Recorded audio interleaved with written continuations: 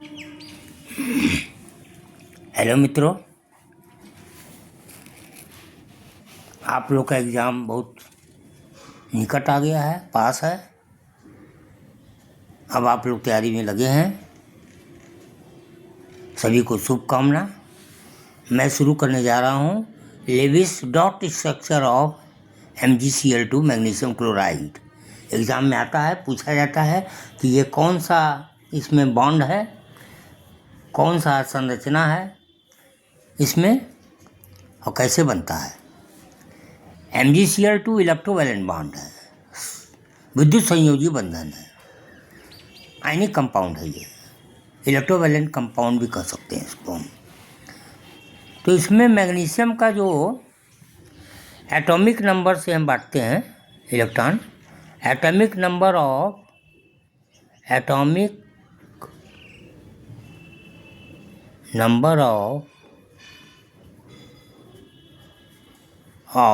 Mg equal to 12. atomic number of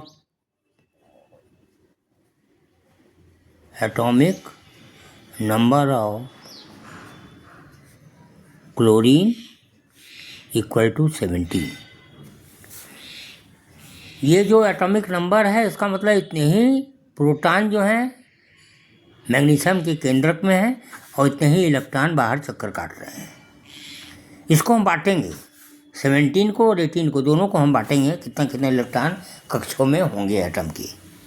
तो 12 को हम बांटते हैं मैग्नीशियम में 2 पहले कक्ष में, दूसरे में 8, तीसरे कक्ष में 2 इलेक्ट्रॉन, 2 8 2 होंगे। और क्लोरीन को हम बांटते हैं पहले में 2, दूसरे में 8, तीसरे में 7, 17 इलेक्ट्रॉन हो गए। अब क्या होता है, 2 इलेक्ट्रॉन लास्ट में जो इसी को हम देते हैं, इसी को लेकर हम चल रहे हैं। मैग्नीशियम के लास्ट ऑर्बिट में 2 इलेक्ट्रॉन है। मैग्नीशियम का एक एटम क्लोरीन के 2 एटम से रिएक्ट कर रहा है, कंबाइन कर रहा है। इसमें कितने होते हैं लास्ट में? 7, 1 2 3 4 5 6 7।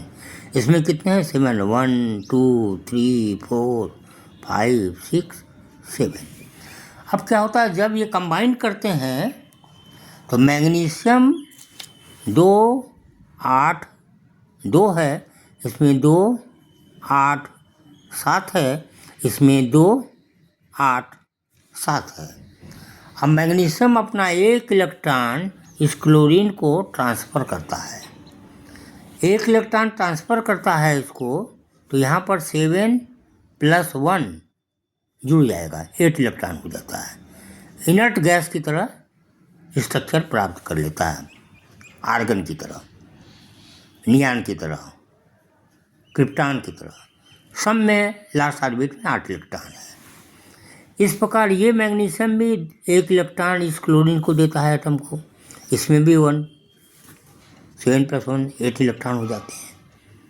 इसका भी कक्ष पूर्ण हो जाता है, ये स्टेबल हो जाता है।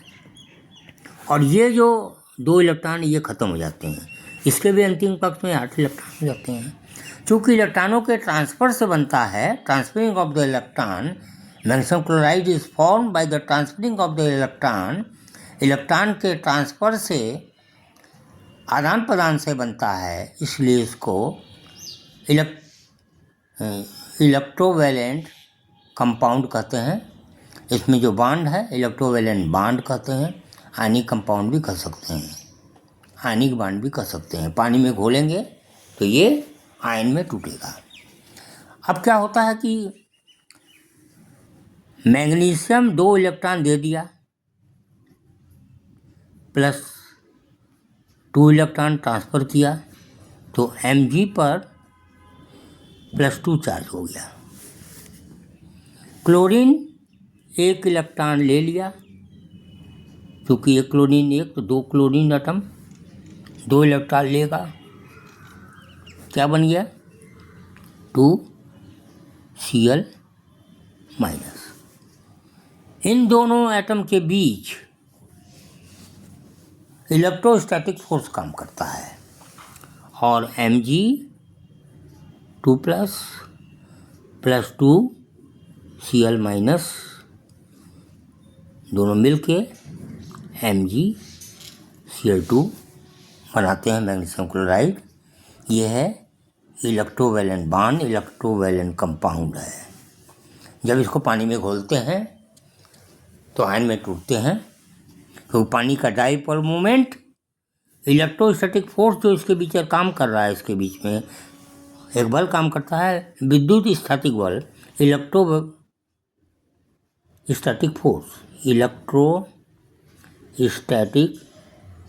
फोर्स काम करता है दोनों के बीच। पानी का डाइपोल मोमेंट इसको तोड़ देता है, ये आयन में टूट जाता है, क्लोराइड आयन। इस प्रकार से इलेक्ट्रोवैलेंट बॉन्ड मैग्नीशियम क्लोराइड का बनता है। इसको विद्युत संयोजी बंधन भी कहते हैं। चूँकि आयन में टूटते हैं इसलिए आयनिक बॉन्ड भी कहते हैं, आयनिक कंपाउंड भी कहा जाता है इसको।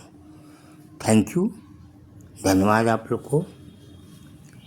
अच्छा हो आप लोग का एग्ज़ाम, इसको समझ लीजिए ठीक से। थैंक्स।